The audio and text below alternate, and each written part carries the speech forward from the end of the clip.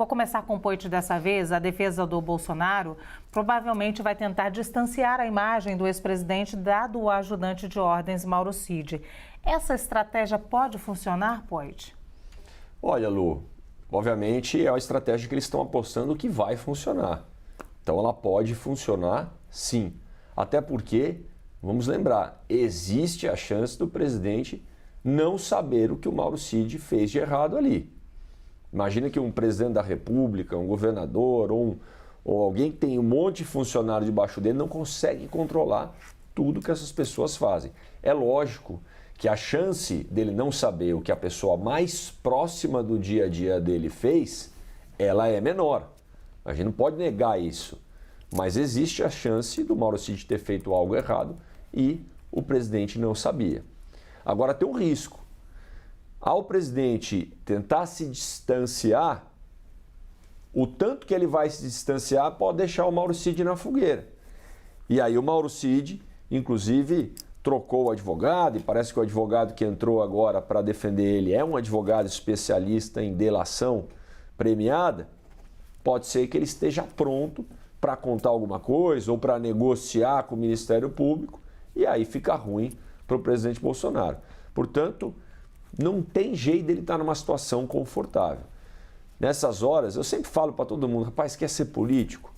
Você quer fazer o bem, quer fazer algo grande? Pensa que tudo que você fizer, mesmo quando você estiver sozinho, saia na capa jornal do dia seguinte. Portanto, faça as coisas da maneira correta. Sim. Essa estratégia, Alessandro, da defesa do ex-presidente Jair Bolsonaro de distanciar a imagem dele da do ex-ajudante de ordens, pode funcionar? Olha, pelo que eu entendi, quer dizer, em um primeiro momento, por óbvio, a tentativa de afastar, né, não assumir ali qualquer tipo de comando, é uma necessidade da defesa, né, para desvincular o Bolsonaro da situação posta nas vacinas. A questão é, vai ser suficiente ou não, conforme você levantou? A defesa, pelas notícias, pelas informações que eu recebi, já percebeu que não seria suficiente. Ou seja, precisaria de mais alguns elementos, ou seja, a defesa precisa ser melhor construída.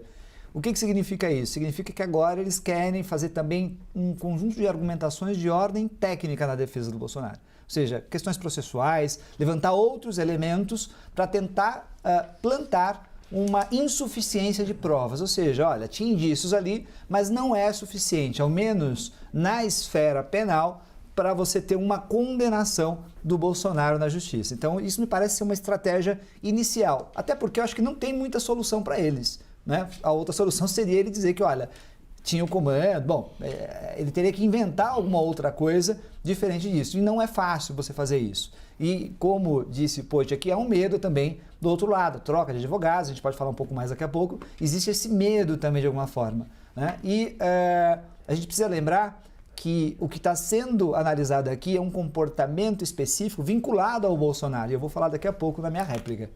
Muito bem, réplica agora é do Poit. Por isso, Lu, imagina a situação do Bolsonaro, né? Se fez alguma coisa errada, ter que ficar combinando o discurso, não dá para combinar com o ajudante dele que está lá, será que versão que ele vai contar, tem que ficar treinando o que vai falar com o advogado.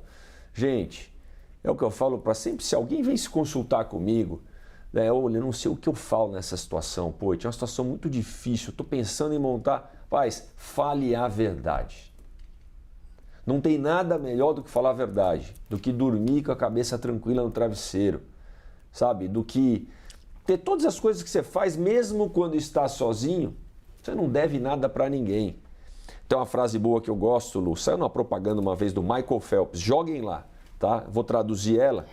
O que você faz na escuridão, ou seja, quando você está sozinho, quando ninguém te vê, é o que te leva para a luz. Então, alguma coisa eles estão temendo, não fizeram algo bonito, não. O Alessandro, dica de frase, livro, é aqui com Poit, vídeo, tudo com Poit.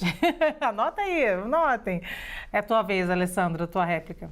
Olha, e aí a gente precisa lembrar, é possível que a gente responsabilize sempre um presidente da República, né, em duas medidas, ou porque ele cometeu um ato funcional na sua atividade, um abuso de poder com relação à sua atividade, exercendo uma atividade diretamente de políticas públicas, aprovação de leis, sanção, etc., negociando com o Congresso, ou questões que às vezes se vinculam à sua vida pessoal, esse abuso. No caso do Bolsonaro, é isso que nós temos agora, né? Foi, aliás, vale lembrar aqui, o caso similar ao do Fernando Collor de Mello, quando sofreu um impeachment na década de 90, porque lá ele tinha, logicamente, contas, olha só, era mais uma vez, aqui eu diria para vocês que é a segunda, né?